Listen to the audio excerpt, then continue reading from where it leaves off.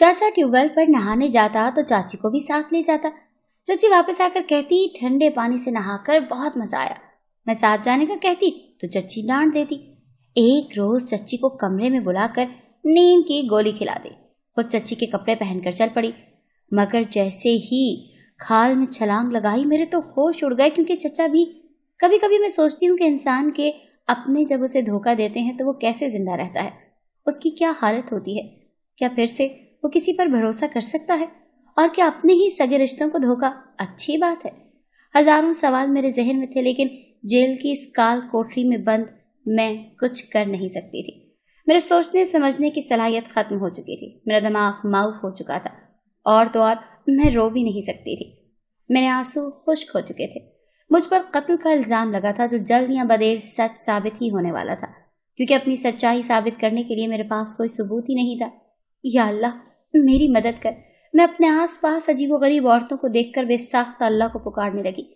यहाँ जाने कितनी औरतें मुजरिम थी और कितनी बेगुनाह, मैं नहीं जानती थी। अलबत्ता इस काल कोठरी में बंद रह रहकर वो सब नफ्सियाती मरीजा जरूर बन चुकी थी। जैसे ही मुझे कोठरी में लाया गया, वो मुझे देखकर कह लगाने लगी, जैसे मेरी बेबसी पर हंस रही हूँ, जैसे मैं उनके लिए कोई खिलौना हूँ। मैं डर गई थी, खौफजदा हो गई थी। जब एक औरत ने आगे बढ़कर मेरे बाल खींचे, मैं मुसलसल चीख रही थी, लेकिन मेरे सुनने वाला कोई नहीं था। कोई मेरी पुकार पर नहीं आया था।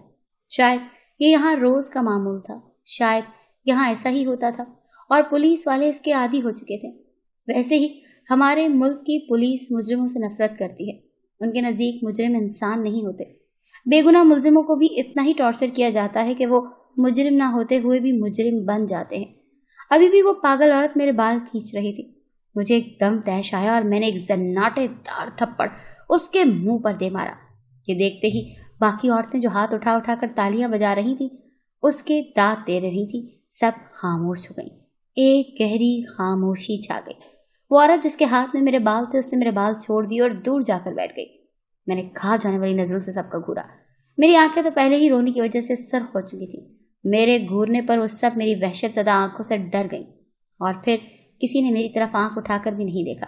लेकिन जैसे जैसे वक्त गुजर रहा था, मेरी बेचैनी और मेरी तकलीफ बढ़ती जा रही थी। मेरा दिल डूब रहा था।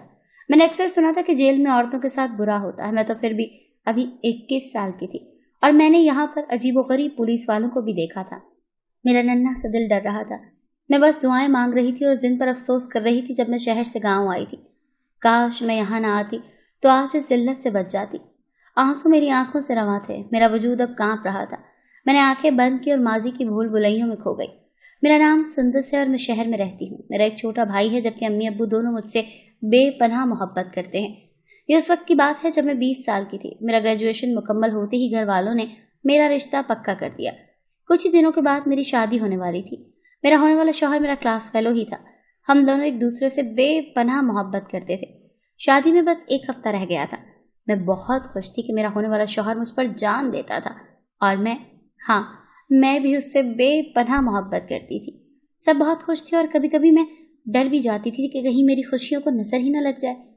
लेकिन कुछ खुशियां दायमी नहीं होती। जितने भी सदक़े दे लो, जितनी भी दुआएं कर लो, इंसान से उसका सब कुछ छिन ही जाता है। मेहंदी वाली रात मेरे होने वाले शौहर ने कहा कि मैं तुमसे बेपनाह मोहब्बत करता हूँ सुंदस, मैं मरने के बाद भी तुम्हें चाहता रहूंगा। उसकी बात मेरे दिल को लगी और मैं नाराज हो गई। मेरा दिल कांप उठा था। भला उसने ऐसी बात की तो क्यों?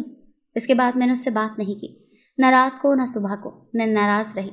उसने मुझे सैकड़ों फोन किए, लेकिन मैंने एक का भी जवाब नहीं दिया। फिर बारात वाले दिन उसका मैसेज आया कि मैं तुम्हें लेने आ रहा हूँ, और मैं खुश हो गई। मैं दुल्हन बनी बैठी थी। बारात आने वाली थी। सब इंतजाम हो चुका था। बारात का इंतजार किया जा रहा था। वक्त तेजी से गुजर रहा था। बारात का कोई अता पता नहीं था। अब्बू ने कई बार फोन किया, लेकिन किसी ने जवाब नहीं दिया, और फिर बारात की जगह मेरे होने वाले शौहर की लाश आई। साथ में पुलिस वालों की गाड़ी थी, जिसे एक नौजवान इंस्पेक्टर उतर कर आया, और उसने माजरत की कि वो किसी मुजरिम को पकड़ रहे थे। गोली चली और साथ वाली गाड़ी में बैठे मेरे होने वाले शौहर की गर्दन में लगी। वो मौके पर ही दम तोड़ गया। ये सुनना था कि मैं गश खा कर गिर गई। होश आया तो सब कुछ लुट चुका था। मेरे जान से प्यारे महबूब को दफना दिया गया था। मैं 3 दिन बेहोश रही। मैं इतना रोई कि देखने वालों के दिल फट पड़े। उस दिन से मुझे पुलिस वालों से नफरत हो गई थी। मैं पल पल मर रही थी। मैं तो उससे नाराज थी, और मुझे बनाने के बजाय वो खुद नाराज हो गया था। क्यों کیوں کیا تھا اس نے ایسا؟ میں ہوش میں آتی، چلاتی اور بے ہوش ہو جاتی۔ 2 ماہ میری یہی حالت رہی اور پھر آخرکار اللہ نے مجھے صبر دے ہی دیا۔ میری آنکھیں خشک ہو چکی تھی لیکن دل پل پل روتا تھا۔ میں نے اپنا سب کچھ کھو دیا تھا اور پھر میں کمرے میں بند ہو کر رہ گئی۔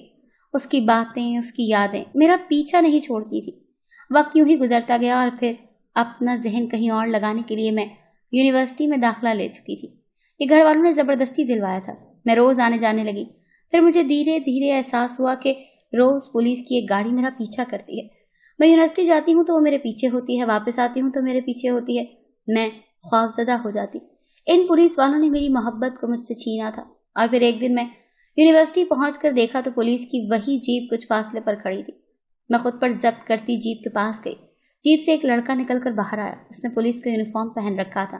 میں اسے پہچان گئی تھی۔ یہ وہی شخص تھا جس نے مجھے میرے ہونے والے شوہر کی موت کی خبر دی تھی۔ وہ مجھے دیکھتے ہی کچھ نروس سا ہو گیا۔ میں نے غصے سے کہا، ایک پولیس والا ہو کر تمہیں شرم نہیں آتی میرا پیچھا کرتے ہوئے؟ اس پر اس نے جواب دیا۔ وہ سن کر میرے ہوش اڑ گئے۔ اس نے کہا، کئی دنوں سے آپ سے کچھ کہنے کی کوشش کر رہا ہوں لیکن ہمت نہیں ہو پاتی۔ میں آپ سے شادی کرنا چاہتا ہوں۔ میرا دماغ تو بھگ سے اڑ گیا۔ دل کیا کہ کوئی چیز اٹھا کر اس کے سر میں دے ماروں، لیکن میں ضبط کرتی چلی گئی۔ لیکن پھر یہ سلسلہ رکا نہیں۔ اس نے گھر رشتہ بھجوایا۔ میں نے انکار کر دیا۔ اس نے کہا، میں انتظار کر لوں گا لیکن شادی تم سے ہی کروں گا۔ اور اب تقریباً سال ہونے والا تھا۔ وہ اپنی بات پر قائم تھا۔ گھر والوں نے مجھے میرے حال پر چھوڑ دیا پر وہ سائے کی طرح مجھ پر نظر رکھتا تھا۔ روز ایک آدھ میسج کر دیتا، جانتی ہو مجھے تم سے کب سے محبت ہوئی؟ جب تمہیں پہلی بار دیکھا تھا۔ تم دلہن بنی خوبصورت لگ رہی تھی۔ اور پھر بے ہوش ہو جانا میں کبھی نہیں بھول سکتا۔ مجھے ایک موقع دے دو، میں تمہارے سارے غم بھلا دوں گا۔ لیکن مجھے وہ شخص زہر لگتا تھا۔ میں اس کی کسی بات کا جواب نہیں دیتی تھی۔ یونیورسٹی سے چھٹیاں ہوئی تو میں دادا دادی سے ملنے گاؤں آ گئی۔ میرا دل بہت اداس ہو رہا تھا۔ میرے منگیتر کو مرے 1 سال ہونے والا تھا اور اس کی برسی پر میں کسی کا سامنا نہیں کرنا چاہتی تھی۔ گاؤں کا ماحول اچھا تھا۔ چچا اچھے تھے، البتہ چچی تھوڑی نکچڑی سی تھی۔ پہلے تو اس نے مجھ سے بات نہیں کی کیونکہ چچا کی نئی شادی ہوئی تھی۔ پھر وہ مجھ سے بے تکلف سی ہو گئی۔ وہ چچا کے ساتھ کھیتوں میں جاتی، مجھ سے بھی کتنی بار کہا لیکن میں نے انہیں انسنی کر دی۔ اور پھر روز آ کر کہنے لگی کہ اس گرمی میں ٹیوب ویل میں ٹھنڈے پانی میں نہا کر بڑا سکون ملتا ہے۔ اس دن میں نے چچی سے کہا کہ کل میں بھی آپ کے ساتھ جاؤں گی۔ اس پر انہوں نے کہا، نہیں، تمہیں پرسوں لے کر جاؤں گی، کل نہیں۔ مجھے تھوڑا عجیب لگا۔ چچی کا ایک دم سے گھبرا جانا اور پھر انکار کر دینا تھوڑا عجیب تھا۔ اور پھر اتفاق سے اسی رات میں نے چچی کو کسی سے فون پر بات کرتے سنا۔ وہ کہہ رہی تھی کہ کل کام پکا ہو جائے گا، پھر ہمارا راستہ آسان ہو جائے گا۔ ان کی بات پر میرے کان کھڑے ہو گئے۔ ساری رات نہ سو پائی، یہی سوچتی رہی کہ چچی کس سے متعلق بات کر رہی تھی۔ اور پھر اگلے دن شام میں جب چچا اور چچی نے جانا تھا تو میں نے چائے بنائی اور چچی کی چائے میں نیند کی گولی ڈال دی۔ چچی بے خبر سوتی رہی اور میں نے چچی کے کپڑے پہن کر ان کی طرح ہی منہ ڈھک کر چچا کے ساتھ چلنا مناسب سمجھا۔ شام میں ٹھنڈی ہوائیں چل رہی تھی۔ میں کچھ دیر ادھر ادھر ٹہلتی رہی۔ چچا نے مجھے نہیں بلایا، وہ نہانے چلے گئے۔ پاس ہی باغ تھا، میں ادھر چلی گئی۔ واپس آئی تو میں نے چچا کو کھالے کے کنارے لیٹے دیکھا۔ مجھے حیرت ہوئی۔ میں قریب جا کر دیکھا تو وہ بے ہوش پڑے ہوئے تھے۔ جیسے ہی میں نے ہاتھ لگایا وہ بالکل کنارے پر تھے، اندر گر گئے۔ کھالا اندر پکا تھا۔ میری تو خوف سے چیخ نکل گئی اور پھر میں نے ابھی اندر چھلانگ لگائی۔ چچا کو باہر نکالنا بڑا مشکل تھا۔ میں مدد کے لیے آوازیں دے رہی تھی پر وہاں کوئی نہیں تھا۔ اور پھر تبھی وہاں چچی آ گئی۔ انہوں نے آتے ہی زور زور سے چیخنا شروع کر دیا کہ میرے شوہر کو مار ڈالا۔ میں نے چچا کو ہاتھ لگایا تو مجھے جھٹکا لگا، وہ واقعی مر چکے تھے۔ اور پولیس آ گئی۔ کسی نے میری بات نہ سنی اور اب میں یہاں جیل میں قید ہوں۔ پتہ نہیں دادا دادی کا کیا حال ہوگا اور میرے گھر والے۔ میرا تو رو رو کر برا حال ہو چکا تھا۔ اچانک ایک لیڈی کانسٹیبل آئی اور اس نے کوٹری کا تارا کھولا اور مجھے پکڑ کر باہر لے گئی۔ وہاں موٹا سا انسپکٹر بیٹھا تھا۔ اس کی نظروں سے وحشت ٹپک رہی تھی۔ وہ عجیب نظروں سے مجھے گھور رہا تھا۔ میری چھٹی حس نے خطرے کا الارم بجایا تھا۔ اس نے باقی سب کو باہر بھیج دیا۔ میں خوف سے چیخی کہ یہ کیا کر رہے ہو تم؟ وہ میری جانب پڑ رہا تھا۔ مجھے لگا جیسے میری موت آ گئی ہو۔ عجیب حالت ہو چکی تھی میری۔ اس سے پہلے کہ میں بے ہوش ہو کر نیچے گرتی، اچانک جھٹکے سے دروازہ کھلا اور وہ شخص اندر آ گیا جس نے بھاگ کر میں یہاں آ گئی تھی۔ ہاں، یہ وہی پولیس والا تھا جو مجھ سے شادی کرنا چاہتا تھا۔ اس کا نام سارن تھا۔ اسے دیکھتے ہی اس موٹے پولیس والے نے ڈر کر کہا، سر آپ یہاں؟ اس کے ہوش اڑ گئے۔ سارن نے آگے بڑھ کر ایک زوردار مکہ اس کے منہ پر مارا۔ اسے دیکھتے ہی میں پھوٹ پھوٹ کر رو دی اور ڈر کر اس کے سینے سے لگ گئی۔ وہ مجھے چپ کروا رہا تھا لیکن میں روتی جا رہی تھی۔ پھر میں بے ہوش ہو گئی۔ ہوش آیا تو کہانی بدل چکی تھی۔ دراصل چچا کا قتل چچی نے کروایا تھا. وہ چچا کو پسند نہیں کرتی تھی.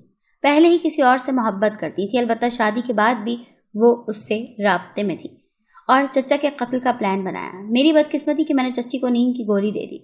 انہوں نے ایسا کرتے مجھے دیکھ لیا تھا اور پھر جان بوجھ کر بے ہوش ہونے کا ناٹک کیا. جب میں باغ میں گھوم رہی تھی اس وقت چچی نے اپنے عاشق کے ساتھ مل کر چچا کو مار ڈالا اور الزام مجھ پر لگا دیا. چچی کے پاس ثبوت تھا کہ میں نے انہیں نیند کی گولی دی تھی. اس نے پولیس والوں کو یہی کہا کہ میں ان دونوں میاں بیوی کو مارنا چاہتی ہوں. پولیس والوں کو رشوت دی گئی تھی. اب تک میں اپنا سب کچھ ہار چکی تھی. اگر سارم وہاں نہ ہوتا. وہ کام کے سلسلے میں شہر سے باہر گیا تھا. واپس آیا تو اسے خبر ملی تھی. وہ سیدھا تھانے پہنچ گیا اور اس نے مجھے بچا لیا. چچی نے سب کچھ اگل دیا. وہ گرفتار ہو چکی تھی. میں یہ سب سن کر رو دی. اگر آج سارم نہ ہوتا تو اس سے آگے میں سوچ ہی نہ پائی. دیکھو سندس، سب پولیس والے برے نہیں ہوتے اور مرنے والوں کے ساتھ مرا نہیں جاتا. ہمیں جینا پڑتا ہے ہر حال میں. میں تم سے بہت محبت کرتا ہوں اور یقین کرو مرتے دم تک کرتا رہوں گا. اس کی آخری بات پر میں نے تڑپ کر اس کی جانب دیکھا تھا. ایسی ہی بات میرے منگیتر نے کی تھی. میری جان ہی نکل گئی تھی. میں نے تڑپ کر اس کے ہونٹوں پر ہاتھ رکھ دیا. سب سے پہلے تو معافی مانگتا ہوں کہ میں تم پر نظر نہیں رکھ پایا اور دوسری بات وعدہ کرتا ہوں کہ ہمیشہ تمہاری ہر قدم پر حفاظت کروں گا. بس مجھے تمہارا ساتھ چاہیے. اس کی آنکھوں میں نمی تھی اور میرا دل آج باغی ہو گیا تھا. اس کی باتوں پر ایمان لے آیا تھا. میں نے مسکرا کر اس کا ہاتھ تھام لیا. اب جو بھی تھا مجھے سارم کے ساتھ ہی خوش رہنا تھا.